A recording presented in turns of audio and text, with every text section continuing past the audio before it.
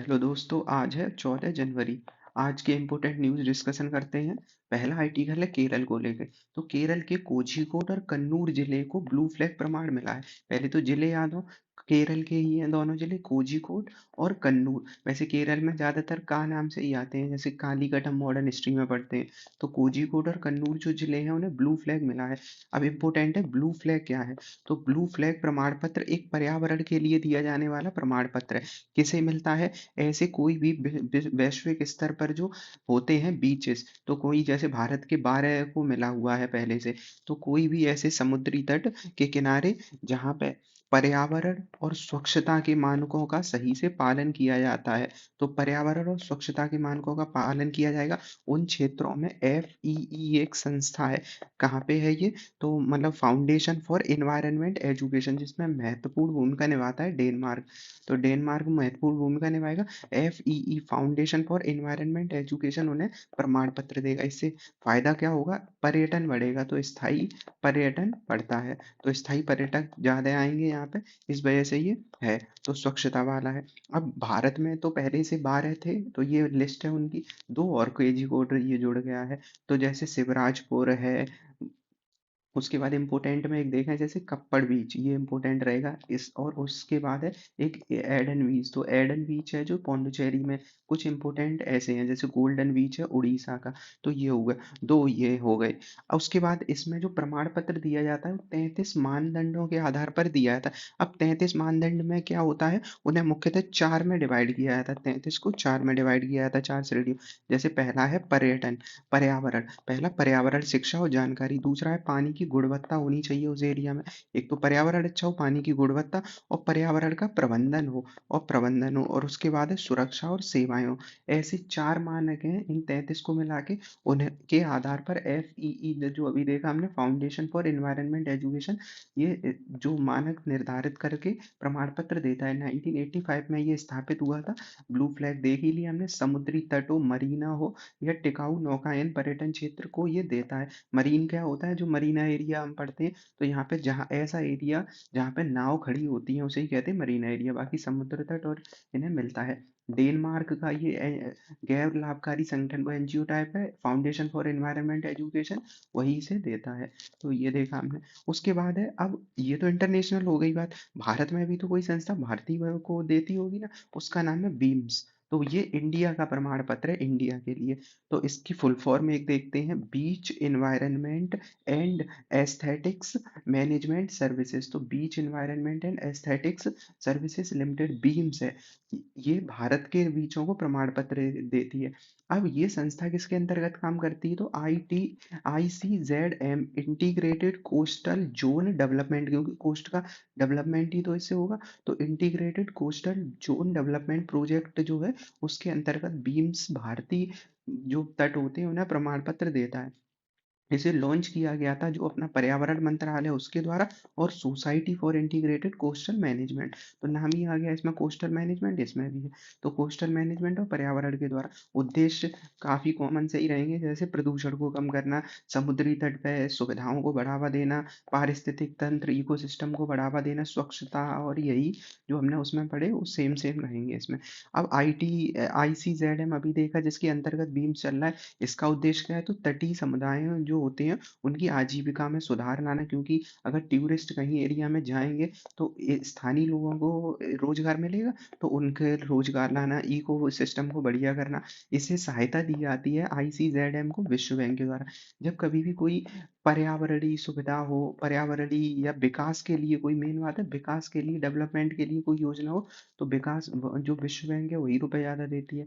तो यही है। उसके बाद है वैज्ञानिक और तकनीकी इनपुट भी तो इसे चाहिए होगा, सहायता। तो वो चेन्नई का एक है national centre for sustainable coastal management, इससे मिलता है। और ये अवधारणा कब आई थी, मतलब भारत में ये स्थापित है ICZM, पर इसकी स्थापना हुई थी 1992 में। तो हमने क्या देखा? सबसे पहले ब्लू फ्लैग देखा, ब्लू फ्लैग के द्वारा बीम्स देखा, और ICZM जो अभी देखा, इंटीग्रेटेड कोस्टल मैनेजमेंट वाला। और उसी के अंतर्गत ये प्रमाण पत्र, मतलब भारत के बीचों का संरक्षण किया जाता है। उसके अलावा अगला जो आर्टिकल है वो है सफ़ेद गैंडों को लेकर। तो सफ़ेद गैंडों के बारे में बात करें तो इन जो ये दुनिया में दूसरा सबसे बड़ा स्तनपायी है। तो दूसरा सबसे बड़ा स्तनपायी जीव है कौन सा? गैंडा। अब इसका क्या मतलब हुआ?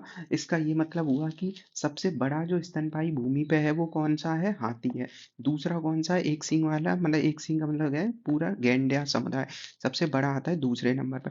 अब अभी चूंकि हमारा आर्टिकल है सफेद गैंडों के बारे में, तो हुआ क्या है न्यूज़ कि दिल्ली में लाजपत नगर में कुछ व्यक्ति हैं, उनके घर में पिछले 90 साल से जो गैंडे हैं उनके सींग रखे हैं। अब ये रखना इलीगल है, क्योंकि ये रखना एक तो आपराधिक गतिविधि है और लोग शो के लिए रखते हैं, तो दूसरे लोग प्रमोट होंगे रखने के लिए, तो इस वजह से इसे इलीगल है, तो उन्हें पकड़ा गया है। तो ये हुआ। अब इम्पोर्टेंट है सफेद गैंडे के सींग मिले हैं, तो सफेद गैंडे के बारे में देखते हैं। तो सफेद गैंडों को दो प्रजातियों में बांटा जाता है। सफेद है उन्हें दो में, एक होता है नॉर्थर्न वाइन उत्तरी सफेद गैंडे, और एक होता है दक्षिणी सफेद गैंडे। इन्हें क्या कहते हैं? साउथर्न वाइड राइनो, और इन्हें कहते हैं नॉर्थर्न वाइड राइनो। कहाँ के स्थान पे? अफ्रीका में ये अलग अलग मिलते हैं इस वजह से। तो उत्तरी और दक्षिणी दो हमने देखा ये मिलते हैं। अब सफेद इनका रंग क्या सफेद होता है? तो सफेद इनका रंग नहीं होता, थोड़ा स्लेटी भूरा होता है। तो सफेद क्यों कहते हैं? व्हाइट क्योंकि ये डेनमार्क का वर्ड है एक विज्ड करके, WIZD से बना हुआ है। इसका अर्थ होता है चौड़ा। तो ये चौड़े ही तो होते हैं, काफी फैले हैं एरिया में, तो विज्ड से ये व्हाइट बन गया है, तो व्हाइट हॉर्न राइनो है इनका नाम। इनकी खासियत क्या होती है सफेद मतलब गैंडों की? तो इनका सभी गैंडों की अभी तो हम एक ही समान है लगभग लगभग, तो इनका 2300 kg के आसपास वेट होता है। अब सफेद गैंडों के दो सींग होते हैं। तो सफेद जो गैंडे जिनकी बात कर रहे हैं हम, उनके सींग कितने होते हैं? दो सींग। यहाँ पे नीचे इमेज दी है, तो दो सींग है। सफेद गैंडे हैं उनके दो सींग दिख रहे हैं, एक और दो। तो दो सींग दिखेंगे, और ये सब किसके बने होते हैं? केराटिन के बने होते हैं। और केराटिन के ही हमारे क्या होते हैं? नाखून बने होते हैं। तो हमारे नाखून केराटिन के बाल बने होते हैं। तो ये कैसे होते हैं? शाकाहारी होते हैं। जो गैंडे होते हैं वो कैसे होते हैं? शाकाहारी होते हैं। और उसके बाद क्या है? झुंड में रहना पसंद करते हैं। कभी कभी यूपीएससी पूछ लेता है उनकी विशेषताओं के बारे में, तो वो कैसे रहते हैं? अकेले रहते हैं, कैसे रहते हैं? तो ये झुंड में रहना पसंद करते हैं। स्वाभाविकतः शांत होते हैं, पर आक्रामक तब होंगे जब खतरा आएगा। सफेद का निवास स्थान अभी हमने देखा दो एरिया है। एक क्या है? दक्षिणी हॉर्न राइनो वाला है, दक्षिणी राइनो जो देखा था, और एक है उत्तरी राइनो। तो दक्षिणी वाले कहाँ मिलेंगे? साउथ की तरफ वाले एरिया में, दक्षिण अफ्रीका, नामीबिया और जिम्बाब्वे। जबकि उत्तरी कहाँ मिलेंगे? तो उत्तरी अब हो चुके हैं विलुप्त, केवल दो प्रजाति हैं, मतलब दो मादा बची हैं अभी केवल, तो वो उत्तरी वाले मिलते हैं। तो ये क्या है? यहाँ पे दो मादा ही मिली हैं, बची हैं केवल इसमें, तो ये खत्म हो चुके हैं। सफेद गैंडों की स्थिति देखते हैं, तो ये कैसी स्थिति है? एक क्रिटिकली है, क्योंकि लास्ट चल रही है ना, तो ये कैसी है? क्रिटिकली है। तो ये है केन्या में ही केवल दो इनकी मादा जो है वो संरक्षित है, केन्या में दो। तो ये है। और दक्षिणी वाले चूंकि अभी संख्या में थोड़े ज्यादा हैं, वर्तमान में भी इनकी संख्या 16 से 18 हजार है, जो दक्षिणी वाले। तो ये नियर थ्रेटन में है, खतरे में तो है ही है। तो दक्षिणी वाले। अब थोड़ा गैंडों का देखें, तो भारत में भी तो गैंडा पाया जाता। तो भारत में ये पाया जाता one horn greater one horn rhino, इसका एक हॉर्न होगा। तो greater one horn rhino India में पाया जाता है, और केवल इंडिया में नहीं, इंडिया के आसपास सारे जो कंट्री हैं उन सब में ही ये पाया जाता है। उसके बाद है ये 5 प्रकार के हैं दुनिया में। जैसे ब्लैक राइनो बड़ा है, उसके बाद सबसे बड़ा यही है। व्हाइट राइनो जिसके बारे में अभी चर्चा हो रही है, और एक है सुमात्रन राइनो। सुमात्रा कहाँ मिलेगा? इंडोनेशिया। इन अब सुमात्रा और जावा ये दोनों प्रजातियां इंडोनेशिया की हैं, और इन दोनों के अगर हम देखेंगे हॉर्न छोटे होते, तो इसका नाम ही है लेसन वन हॉर्न राइनो, जावा वाला। तो इनके हॉर्न कैसे हैं? छोटे हैं दोनों के। और इंडिया वाले का हॉर्न बड़ा है, तो great and one horn rhino कहते हैं। बाकी दो ये हैं जो अफ्रीका में मिलते हैं। तो ये है। अब इसके बारे में थोड़ा देखते हैं, जो अभी अभी हमने देखा। तो इसका जो प्रजाति है, तो एक सींग वाले गैंडों के बारे में हमने देखा। तो यहाँ पे क्या है? उपयोग क्या किया जाता है? क्यों इनके नाखून और मतलब इनको रखा जाता है सींगों को? तो एक तो पारंपरिक एशियाई दवाई बनाने के लिए, तो एशिया में काफी मान्यताएं हैं कि जैसे हाथी के दांत और इन गैंडे के जो है हॉर्न, इनका उपयोग किया जाता है। और दूसरा उपयोग है दवाओं के अलावा सामाजिक स्थिति को दर्शाने के लिए, कि जैसे किसी के घर में रखे तो वो कहेंगे हमारे घर में देखो ऐतिहासिक ऐसे रखे हैं। तो ये है। उत्तरी सफेद हॉर्न राइनो के जिनके बारे में अभी देखा, इनका जो वैज्ञानिक नाम है वो है सेराटोथेरियम सिमम। तो सेराटोथेरियम सिमम करके इनका नाम है। कहाँ पाए जाएंगे? अभी हमने देखा अफ्रीका में ही पाए जाते हैं, क्योंकि अपने यहाँ तो ग्रेटन पाए जाते हैं वन हॉर्न वाले। सफेद गैंडे हाथी के बाद दूसरा सबसे बड़ा स्थानीय स्तनधारी है, ये भी देख लिया हमने। सफेद गैंडे के आनुवांशिक हैं, दो हैं डिवाइड, उत्तरी और दक्षिण में। लुप्त प्राय है, उत्तरी वाला लुप्त प्राय है और दक्षिणी वाला निकट है, क्योंकि इसकी 16 से 18 हजार संख्या थी। उसके बाद है कि 1960 के दशक में काफी थे ये, 2000 के आसपास जो नॉर्थ वाले थे। पर अब कितने रह गए हैं, थे 2008 में 4, और अब तो वर्तमान में क्या है, केवल 2 हैं। और 2 में भी ये कमी है। उसके बाद है एक सींग वाले गैंडे जो भारत में, तो गैंडों की 5 अलग अलग देखी गई है। उसमें जो भारत में मिलते हैं वो सबसे बड़ी प्रजातियों में से एक है, भारत में पाए जाते हैं ये। और भारत के साथ साथ भूटान, नेपाल, इंडोनेशिया, मलेशिया और पूरे एरिया में पाए जाते हैं। जो अपनी अनुसूची है वन्यजीव वाला, इसमें कौन सी अनुसूची में आएंगे, अब एक चीज सोचो, भारत में है तो भारत में इन्हें संरक्षण ज्यादा मिला होगा, तो भारत की अनुसूची 1 में आएंगे। 1 का मतलब होता है जिन्हें ज्यादा संरक्षण मिला होगा, फिर 2 आएगा, 3 आएगा। ऐसे ही साइट्स इंटरनेशनल स्तर पर होता है आईयूसीएन का, उसमें सेकंड में है ये। तो सेकंड में, तो 5 गैंडों के रेंज देशों जो अभी हमने पढ़ी, भूटान, नेपाल, ये सब, इनका एक नया इन्होंने हस्ताक्षर करके ग्रुप बनाया था, the new Delhi declaration on Asian rhinos, संरक्षण के लिए। तो 2019 में और 20 में से लागू, मतलब 20 से ये होने लगा। अब ये पूरी बेल्ट है जहाँ पे ये वन हॉर्न राइनो मिलते हैं, तो पाकिस्तान से लेके ये पूरा एरिया है जहाँ पे ये देखने को मिल जाते हैं। तो ये देखा। अब सबसे जो ज्यादा मिलते हैं वो कहाँ मिलते हैं, मेनली काजीरंगा वाले एरिया में। तो असम वाला एरिया काफी फेमस है, तो असम के हमें नेशनल पार्क थोड़ा हम देख लेते हैं इसी क्रम में। तो सबसे पहला देखो, इधर मिलेगा रायमोना। तो पश्चिम बंगाल से जैसे ही हम एंट्री मारेंगे यहाँ पे रायमोना मिलेगा।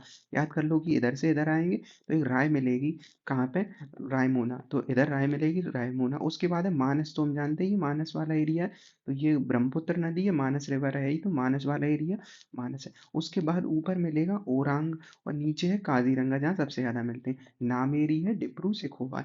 तो ये जो पांच छह छह नेशनल पार्क है उनके बारे में याद रखना है ये, रायमोना, मानस और ओरांग, तो ये 3 है। रायमोना, मानस, ओरांग। इधर है काजीरंगा, नामेरी और डिब्रू सैखोवा, ये मेन मेन मिलेंगे। तो ये सारे हमने देख लिए। और यहाँ पे एक दिहिंग पटकाई और है जो अरुणाचल साइड है। तो ये होगा। और इसके बाद ये, अब इसी क्रम में असम का ये फेमस और न्यूज आई है, वो है होलोंगा पार गिब्बन वन्यजीव अभयारण्य। तो एक वन्यजीव अभयारण्य है, उसका नाम क्या है, होलोंगा पार गिब्बन। तो राष्ट्रीय वन्यजीव बोर्ड है जो वाइल्ड लाइफ सेंचुरी वाला, तो वन्यजीव बोर्ड की स्थायी समिति ने होलोंगा पार गिब्बन वन्यजीव अभयारण्य को इको सेंसिटिव जोन में तेल और गैसों की खोज को मंजूरी दे दी है। तो वैसे क्या होता है, जब इको सेंसिटिव जोन होते हैं तो इनमें मंजूरी नहीं दी जाती है तेल और गैस की खोजों की, क्योंकि पर्यावरण को संरक्षण किया जाता है। पर इको सेंसिटिव जोन में सरकार ने क्या कर दिया है कि कह दिया है तेल और गैस की ये खोज कर सकते हैं, तो इस वजह से चर्चा में चल रहा है वो लोग गिब्बन का क्षेत्र, जो होलोंगा पार वाला है। तो इसे भारत का एकमात्र, यहीं पे अपना एकमात्र गिब्बन पाया जाता है, उसका नाम क्या है, होलॉग गिब्बन। ये नेशनल मतलब वाइल्ड लाइफ सेंचुरी है, होलोंगा पार गिब्बन। और यहीं पे अपने एकमात्र गिब्बन मिलता है, उसका नाम क्या है, हॉलॉग गिब्बन। ये बंदर की तरह होते हैं। साथ ही इनमें पूर्वोत्तर भारत का एकमात्र जो रात्रिचर जो प्रिमेट होता है, वो बंगाल स्नो लॉरेस भी पाया जाता है। तो मेन है जो लोकेशन पूछी जा सकती है, या फिर ये पूछा जा सकता है होलो गिब्बन किस एरिया में पाए जाते हैं, तो होलोंगा पार गिब्बन में कहाँ है, तो ये असम वाले एरिया में मिलेगा। तो असम के जोरहाट जिले में क्यों फेमस चल रहा है, क्योंकि यहाँ पे सरकार अब तेल और गैस की खुदाई करेगी। तो ये वाला एरिया है, 97 में इसे शामिल किया गया था। तो ये है। तो इसकी जो लोकेशन देखेंगे, जो डिब्रू शिकोवा वाला एरिया देखा था, काजीरंगा इधर की तरफ था, थोड़ा ऊपर की तरफ मिलेंगे। तो यही है होलोंगा गिब्बन वाला वाइल्ड लाइफ सेंचुरी। तो ये हमने मैपिंग देखी। अब लॉस एंजल्स में आग, हमने एक दो आर्टिकल में से चर्चा में कर चुके हैं। ये वाला एरिया है, यहाँ पे आग फैल गई है, क्यों, क्योंकि ये वाला एरिया से यहाँ हवाएं चलती हैं, उनका नाम क्या डाल दिया था, सेंटा आना। तो सेंटा आना, वैसे सेंटा जाता है, तो सेंटा आना ऐसे याद कर सकते हैं। ये किस टाइम चल रही है, अभी दिसंबर और जनवरी वाले एरिया में, इसी टाइम तो सेंटा आता है, 25 दिसंबर को न्यू ईयर मनाते हैं, मतलब वो मनाते हैं क्रिसमस वाला। तो ऐसे याद कर सकते हैं सेंटा ही से। अब इसमें जो आज न्यूज में है वो है फॉस चेक। फॉस चेक गुलाबी अग्निरोधक, मूवी वगैरह वगैरह में हमने देखते हैं कि यहाँ आग लगी होती है, वहाँ प्लेन ऐसे जाता है और वहाँ पे क्या कर देता है, ऐसे छिड़काव कर देता है। छिड़काव करने से क्या हो जाएगा कि आग को बुझाने में ये मदद करेगा, तो इसी को कहते हैं फॉस चेक। तो फॉस चेक होता है क्या है, इसमें कुछ केमिकल्स होते हैं, वो क्या करेंगे, आग को बुझा देंगे और पानी को बाष्पीकृत नहीं होने देते।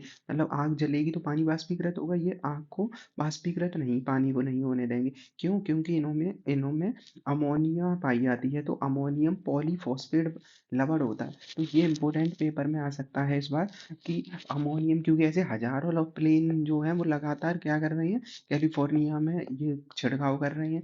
तो पेपर में आ सकता है कि अमोनियम पॉलीफॉस्फेट किस चीज में यूज होता है, तो किसमें यूज होता है, अग्निरोधक में। और रंग कैसा होता है, गुलाबी गुलाबी रंग, तो केवल इस वजह से होता है कि दिखे दूर से ये, मतलब निशान, मतलब पता चलता रहे कि अग्नि के लिए कहाँ कहाँ डाला जा रहा है। तो फॉस्चेक में क्या है, अग्निरोधक जो ब्रांड है, वो ब्रांड का नाम है फॉस्चेक। डालना जाता है अमोनियम फॉस्फेट। तो रंग आमतौर पर जोड़ दिया जाता है रेखांकित करने के लिए।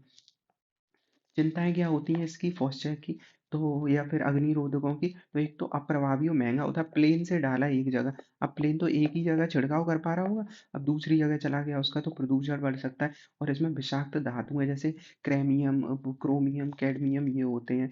तो जल प्रदूषण, ये सारी समस्याएं बढ़ती हैं। तो अब भारत में देखें, जब विश्व के जंगल की आग हो रही है, तो भारत के भी तो आग की देखेंगे। तो भारत में क्या है, वन स्थिति रिपोर्ट जो 23 आई है, उसके अनुसार 3 शीर्ष राज्य हैं जहाँ आग से सबसे अधिक घटनाएँ हो रही हैं, तो आग की। तो कहाँ पे है, उत्तराखंड है, उड़ीसा है और छत्तीसगढ़ है। तो एक तो ऊपर वाले एरिया में हो गया उत्तराखंड, उसके अलावा ये दोनों टच ही हैं, छत्तीसगढ़ और उड़ीसा। तो इस वाले एरिया में और उत्तर में एरिया में यहाँ पे सबसे ज़्यादा आग की घटनाएँ हो रही हैं, तो ये इम्पोर्टेंट रहेगा। इसके बाद काफ़ी है, पर इतने इम्पोर्टेंट नहीं, 3 याद रखने हैं। तो सबसे ज़्यादा घटनाएँ कहाँ देखी जाती है, उत्तराखंड में, क्योंकि उत्तराखंड बर्फीला, ठंडा और नदियों का क्षेत्र है, पर यहाँ पे पाई जाती हैं, तो ये थोड़ा इम्पोर्टेंट रहेगा। गोवा, कर्नाटक में भी तेज़ी से बढ़ ही रही हैं, और किस एरिया में ज़्यादा बढ़ेंगी, तो नॉर्मल है, शुष्क पर्णपाती वन है, तो शुष्क वन में ही ज़्यादा होंगी, पर्णपाती वन में ये ज़्यादा होंगे। उसके बाद है, कम घटनाएँ कहाँ होंगी, सदाबहार हैं, अर्ध सदाबहार हैं, पर्वतीय शीतोष्ण है, यहाँ पे कम संवेदनशील है। क्यों? क्योंकि ये एरिया में आग लगने की संभावनाएं कम होती है। तो भारत का 36% हिस्सा है जहाँ वन अग्नि की संभावना है। तो मेंस में भी ये लिख सकते हैं, डाटा अच्छा है कि 36% ऐसा क्षेत्र है जो वन लगने की संभावनाएं हैं यहाँ पे। उसके बाद है, देश में वन क्षेत्र का 2.81 जो परसेंट है, वो ऐसा है जहाँ आग लगने की संभावनाएं हैं। तो वन क्षेत्र का 36% हिस्सा बार बार आग की संभावनाओं वाला है। और जो देश का वन क्षेत्र है उसका इतना परसेंट है, क्योंकि देश में वन क्षेत्र तो पूरा थोड़ी ना है, ये तो वन क्षेत्र का 36% है, अगर 100% वन को मान लें तो 36% है। तो उस इस वजह से ये है। अगला है कि 7%, जबकि 7% में लगने की संभावना, मेन डाटा यही रहेगा। तो ये है। अगला है सेंटा आना हवाएं, जो हमने कवर कर चुके हैं पहले। तो सेंटा आना कैलिफोर्निया की तरफ चलती हैं। कब चलेंगी, सर्दियों के मौसम में चलती हैं। रॉकी माउंटेन से ये सियरा नेवेदा होते हुए कैलिफोर्निया की तरफ इस तरफ चलती हैं, और ये गर्म होती जाती हैं जैसे जैसे आती हैं। तो गर्म होंगी तो क्या करेगा, वाष्प को मतलब जो जल वाष्प होगी उसे सोख लेंगे, सूखा एरिया कर देंगे। तो ये है। अगला जो है वो इंटरपोल का सिल्वर नोटिस है। तो इंटरपोल का सिल्वर नोटिस का क्या मतलब है कि इंटरपोल जो इंटरनेशनल पुलिस कहलाती है, उसने एक नया अपना नोटिस निकाला है सिल्वर, वो कई निकालते रहते हैं, मतलब उनके हैं, जैसे रेड नोटिस है, येलो नोटिस है। तो इनमें क्या होगा, जैसे किसी व्यक्ति ने भारत में काम किया है, भारत में एक आतंकवादी हुई था, उसने भारत से खूब रुपए कमाए और वो चला गया अमेरिका रहने के लिए, और वहाँ पे अमेरिका में उसने खूब सारी संपत्ति ले ली है, किससे, भारत में आतंकवादी गतिविधियाँ या ड्रग ट्रैफिकिंग, उससे अमेरिका। तो हम क्या करेंगे, हम इंटरपोल को बताएंगे, जो लियोन्स में है, फ्रांस में उसका केंद्र, हम उसे बताएंगे कि ऐसी ऐसी बात है। तो वो यहाँ पे उसकी संपत्तियों का पता लगाएंगे और भारत को जानकारी मिलेगी। तो ये है। तो क्या है, पहला सिल्वर नोटिस जो लॉन्च किया है, चूंकि पहली बार है तो आ सकता है, जो अंतर्राष्ट्रीय सीमाओं पर धन शोधन जो संपत्तियां हैं, मतलब भारत के रुपए से दूसरी जगह पे की गई हैं, उनका पता लगाने से संबंधित है। तो ये हमने देख लिया। आपराधिक संपत्तियों से संबंधित है, इसमें क्या सभी आ सकते हैं, कोई उनका बिजनेस चल रहा है, खाते हो, संपत्ति हो, ये। और ये अभी 1 साल के लिए ही चलाया गया है, फिर देखा जाएगा कि अगर सही चला तो आगे कंटिन्यू रखा जाएगा। तो ये है। तो आपराधिक गतिविधि, धोखाधड़ी, ड्रग्स, पर्यावरण अपराध सबके लिए है।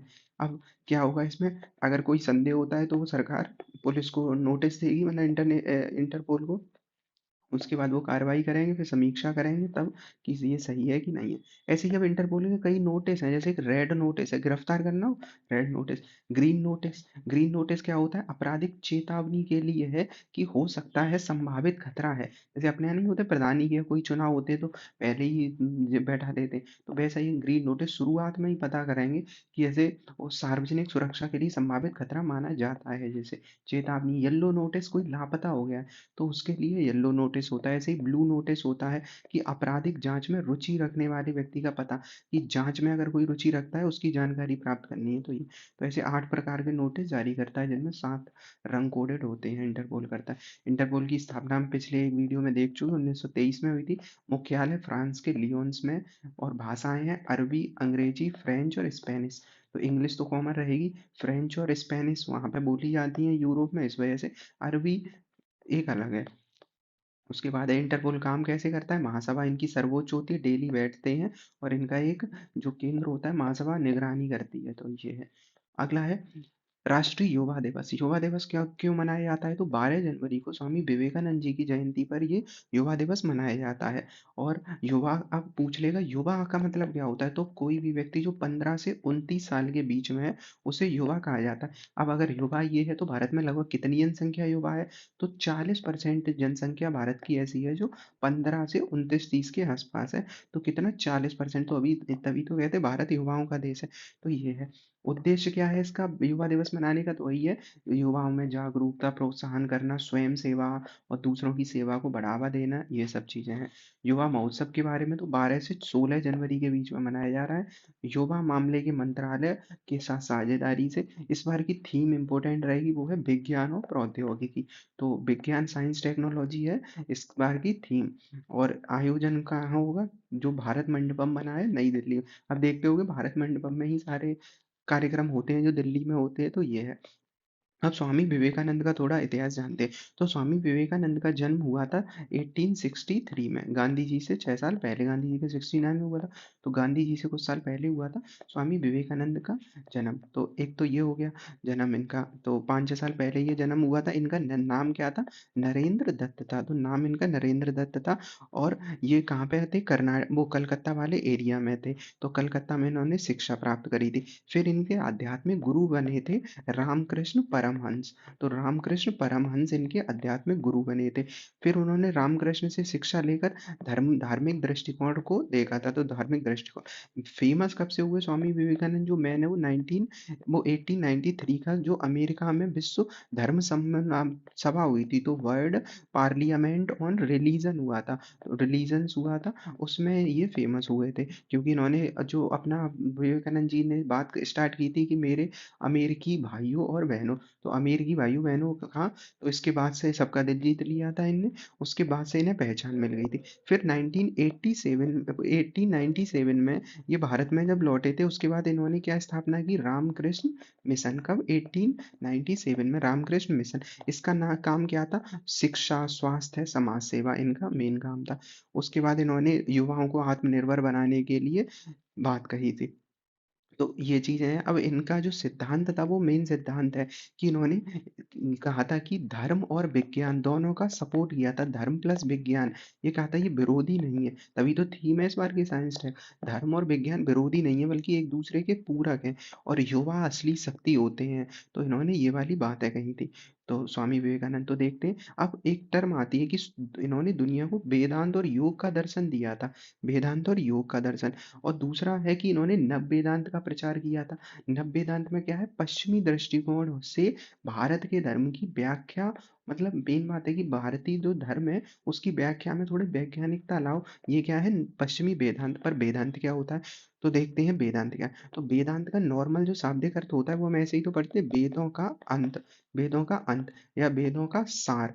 तो वेदों का सार या अंत होता है। अब वेदों का अंत सार किस दर्शन पे आधारित है? तो उपनिषदों पर आधारित है।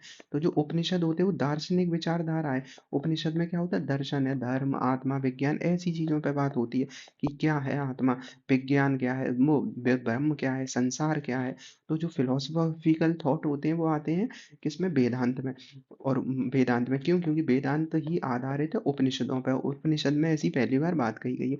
अब वेदांत के 3 आधार माने जाते हैं। हैं। तो वेदांत के 3 आधार हैं। पहला जो अभी हमने देखा उपनिषद, जो फिलॉसफी होती है, तो इसमें आत्मा मोक्ष के गूढ़ रहस्यों का पता लगाया जाता है। जैसे बात की जाएगी कि मोक्ष में क्या होता है, ये सब है। दूसरा हमने देखा, पहला तो उपनिषद हो गए, दूसरा है ब्रह्म सूत्र। अब दूसरा क्या है, वेदांत का ब्रह्म सूत्र। ब्रह्म सूत्र क्या होता है, वेदांत सूत्र भी कहा जाता है इनको। इनमें क्या होता है, उपनिषदों के ज्ञान को व्यवस्थित तरीके से प्रस्तुत किया जाता है। अब उपनिषद में कोई बात इधर लिखी है, कोई बात दूसरी है, अब इनमें एक व्यवस्थित कर दिया जाएगा इन्हें। तो ये है व्यवस्थित वाला। तीसरा जो है वेदांत का थीम, तो वेदांत में तीनों थीम याद रखनी है मेंस के लिए। एक तो उपनिषद है, एक क्या है उपनिषद, दूसरा है ब्रह्म सूत्र। ब्रह्म सूत्र कुछ नहीं है, उपनिषदों को क्रम से लगा दिया जाता है। जैसे सुत्त पिटक विनय, सुत्त पिटक का ही क्रम से लगा दिया, विदम पिटक बन गया, वैसे ही है ब्रह्म सूत्र वाला। इसके बाद तीसरा जो दर्शन है वो है भगवत गीता। तो भगवत जो गीता है, वो भगवत गीता तीसरा दर्शन है वेदांत का। इसमें कर्म और आध्यात्मिक ज्ञान पे बात की गई, तो वेदांत हमें समझ में आए। और उसी वेदांत को नव वेदांत में कन्वर्ट किया है स्वामी विवेकानंद जी ने। इन्होंने उसमें पश्चिमी दृष्टिकोण भी थोड़ा जोड़ दिया है। तो ये हो गया।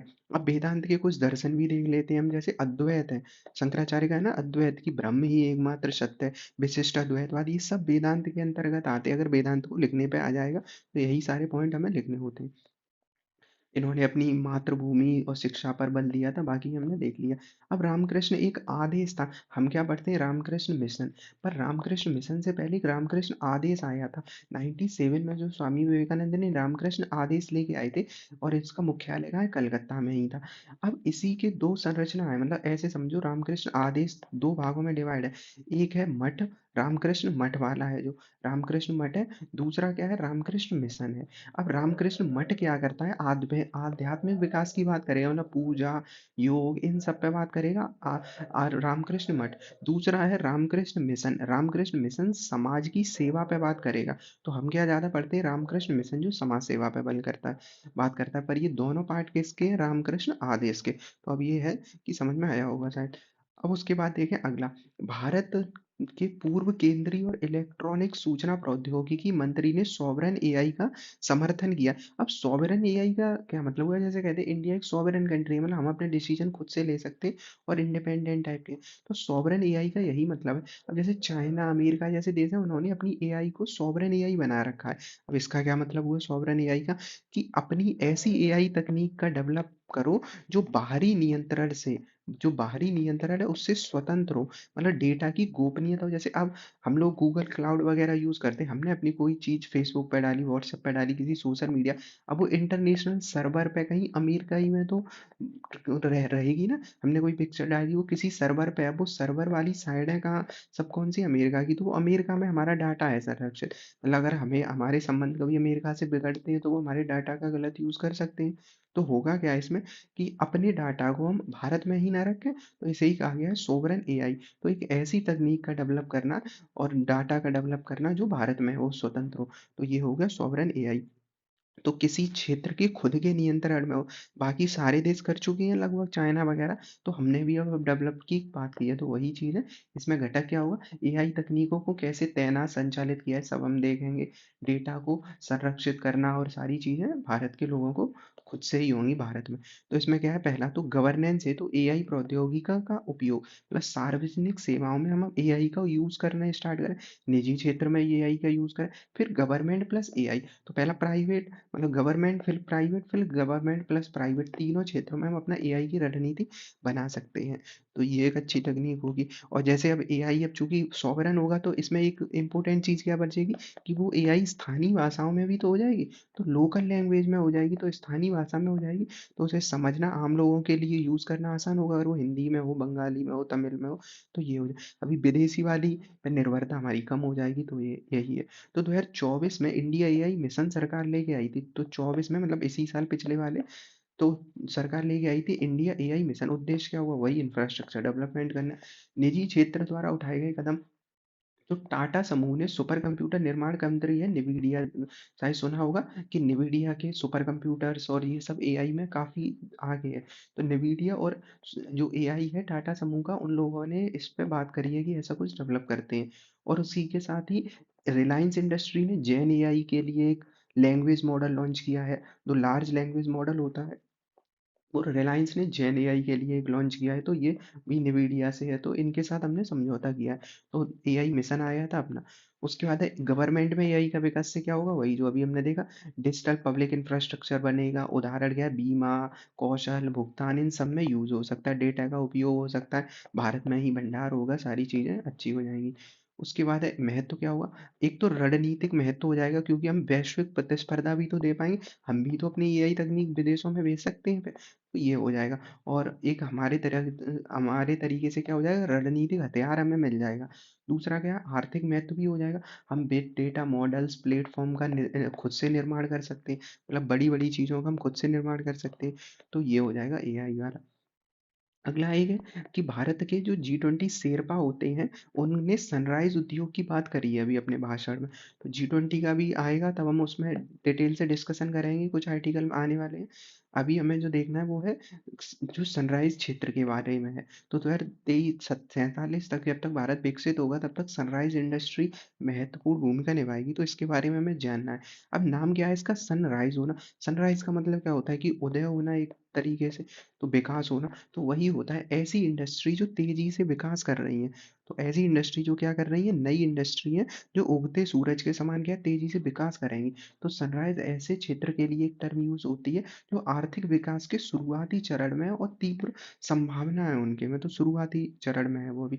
विशेषताएं क्या होती है, ऐसे उद्योग जो समृद्धि दर उच्च होती है, इनमें स्टार्टअप ही ज्यादातर होते हैं, स्टार्टअप वगैरह। तो अगर लिखना हो मान लो सोवरेन वाले पे, या एग्जाम्पल दे, सोवरेन नहीं मतलब सनराइज पे क्षेत्र में, तो पेपर में पूछ लेगा सनराइज उद्योग में क्या क्या शामिल है, क्या क्या नहीं है, ऐसा कुछ। तो उदाहरण क्या है, सेमीकंडक्टर। अब सेमीकंडक्टर ये अभी की तो तकनीक है, नई आई है। तो सेमीकंडक्टर जो मोबाइल चिप इन सब में यूज हो रहा है, मोबाइल वगैरह, AI, clean mobility system, genomics, pharma, मतलब ये सारी नई तकनीकें हैं। तो ये सब किस में आ जाती हैं, जो सनराइज इंडस्ट्री में होती है। तो ये है। तो सनराइज उद्योग देख लिया। अब सनराइज उद्योग में वो भी तो आ जाएगा, renewable energy. Renewable energy, agriculture एवं फूड प्रोसेसिंग, टेली मेडिसिन, ये सारी चीजें आएंगी, स्टार्टअप। तो ये सब आ जाते हैं इसमें।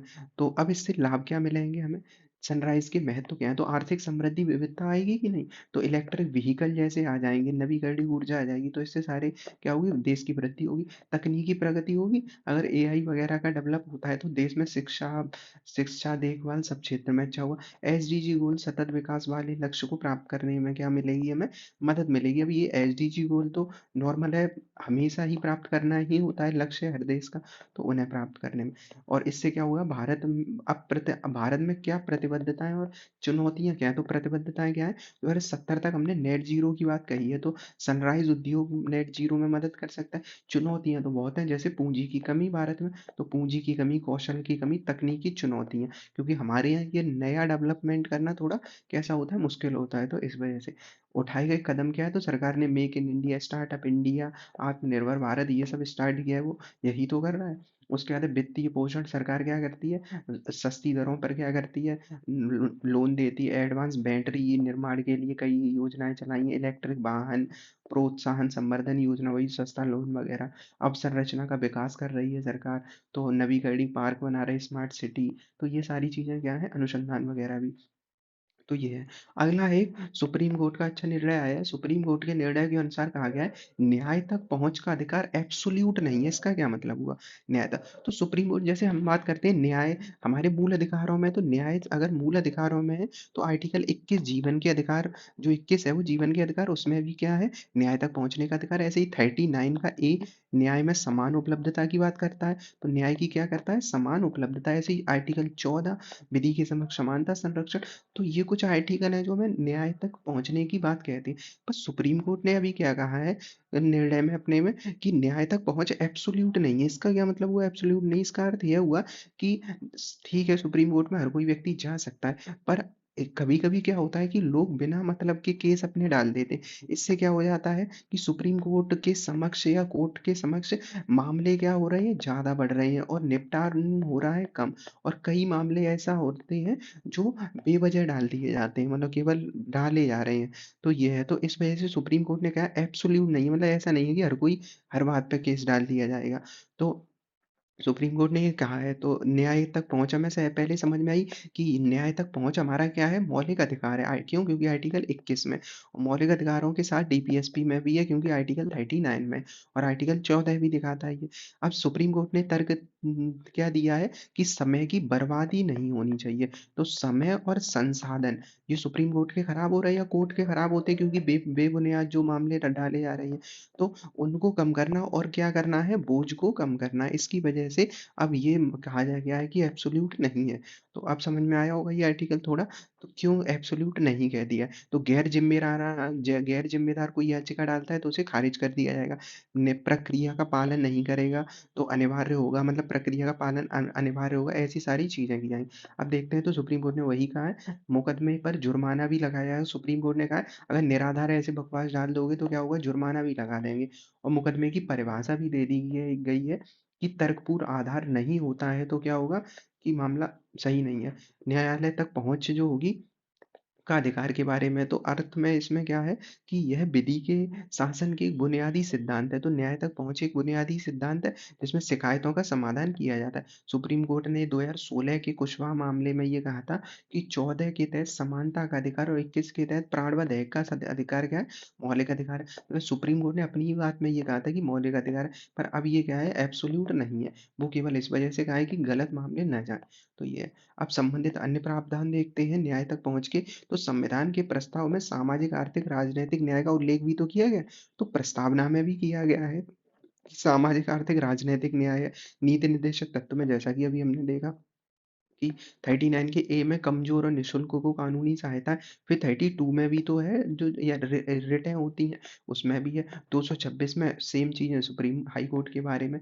पीआईएल जो होती है, जनहित याचिका 86 में आई। तो इसके तहत लोकल स्टैंडी के नियम का उदार बनाया गया है, केवल प्रभावित व्यक्ति नहीं। पहले क्या होता था लोकस स्टैंडी में कि पहले वो व्यक्ति जो पीड़ित है वही अपनी याचिका लेके आ सकता था, पर जनहित याचिका में कह दिया गया नहीं, कोई भी व्यक्ति संगठन दूसरे व्यक्ति के लिए भी, अगर कोई पीड़ित है अन्य व्यक्ति के लिए भी अधिकार के लिए याचिका दायर कर सकता है।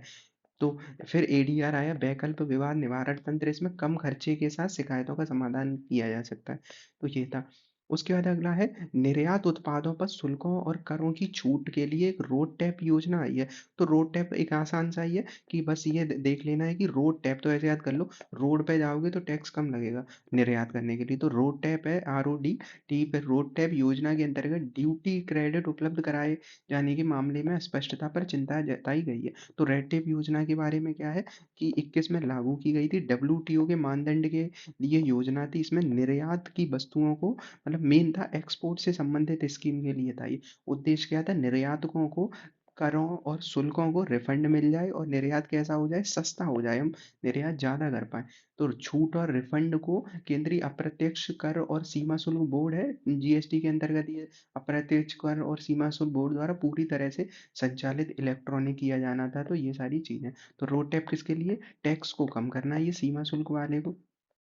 अगला है भारत स्वच्छ। भारत में क्या है, भारत स्वच्छ प्रौद्योगिकी विनिर्माण प्लेटफॉर्म। तो नाम ही है इसका भारत क्लीन टेक। हमने हालांकि ये आर्टिकल एक कर रखा है डिस्कशन इसी के बारे में, क्लीन टेक के बारे में, तो उसे रिवाइज कर लेना है। तो इसके बारे ये क्या है, 2025 में ये लॉन्च किया गया है।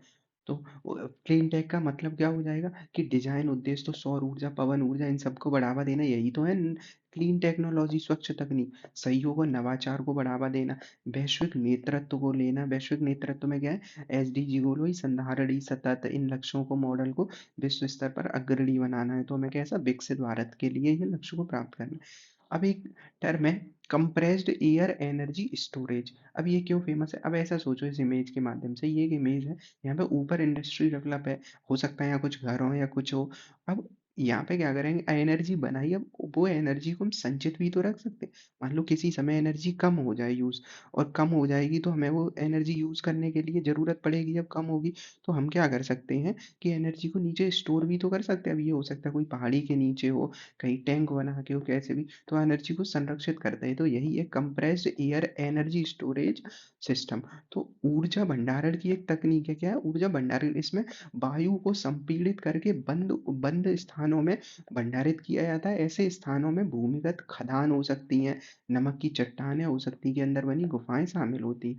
यह तकनीक क्या करेगी, कि विद्युत ऊर्जा को स्थितिज ऊर्जा में, जो विद्युत ऊर्जा होती है वो स्थिति जैसे स्थितिज ऊर्जा है, संपीड़ित वायु के रूप में भंडारित करती है और जरूरत पड़ने पर, जब पीक आवर होते हैं, जरूरत पड़ेगी तो इसका उपयोग किया जा सकता है। तो केस जो करके है CIS, पीक समय में बिजली की आपूर्ति सुनिश्चित कर पाएगी। तो बस यही रखना है कि इन ऐसे याद कर लो इसे, इन केस अगर बिजली की जरूरत पड़ेगी तो हम इस केस का यूज करेंगे, तो इन केस अगर जरूरत पड़ेगी तो CIS का यूज करेंगे अगर एनर्जी का पड़ता है। अगला लास्ट आर्टिकल आज का है हाटी समुदाय। जनजातियों से संबंधित आर्टिकल हमेशा इंपॉर्टेंट होते हैं, क्योंकि ये दूसरे जनजातियों के साथ मैच द फॉलोइंग के लिए दे सकता है। वो आते हैं ना कि चार इधर मैच के लिए, तो ऐसे ही हाटी समुदाय में आ सकता है। तो हाटी समुदाय में एक बोड़ा त्योहार है इनका, वो मनाया है। तो हाटी समुदाय पाया कहाँ जाता है? हिमाचल प्रदेश के ट्रांसगिरी वाले एरिया में पाए जाते हैं। तो ये इनका सबसे बड़ा समूह है। माघों का त्योहार भी इसे कहा जाता है, बोड़ा त्योहार। अब बोड़ा जनजाति नहीं है, जो बोड़ा त्योहार है, इसे माघों का त्योहार भी कहा जाता है। हाटी समुदाय, तो हाटी जनजाति है तो नॉर्मल है, एसटी का दर्जा मिला होगा इसे। तो हाटी समुदाय को एसटी का दर्जा दिया गया था, पर इसे दिया भी गया था 2023 अधिनियम के तहत। नाम का मूल के हाट से है। तो हाट जो लगते हैं, जो हम देखते हैं गाँव में बाजार लगते हैं, या कहीं हाट बाजार कहते हैं, हाट लगा है बाजार लगा, तो वही है। तो साप्ताहिक बाजार का इनकी जनजाति के द्वारा यूज किया जाता है। तो हाट उत्पाद बेचते आए हैं ये लोग, तो हाट बेचते आए तो इनका नाम हो गया हाटी। हाट मतलब, और ये उत्तराखंड हिमाचल प्रदेश में ट्रांसगिरी वाले एरिया में रहते हैं। और टॉन्स नदी वाला एरिया अवस्थित है, ये वो वाली टॉन्स नहीं है जो अपने उत्तर प्रदेश वाली है। ये टॉन्स कहाँ है? ऊपर उत्तराखंड की तरफ। तो उत्तराखंड और हिमालय वाले क्षेत्र है जो हिमाचल वाला, वहाँ पे ये पाई जाती। तो ये था 14 जनवरी का डिस्कशन।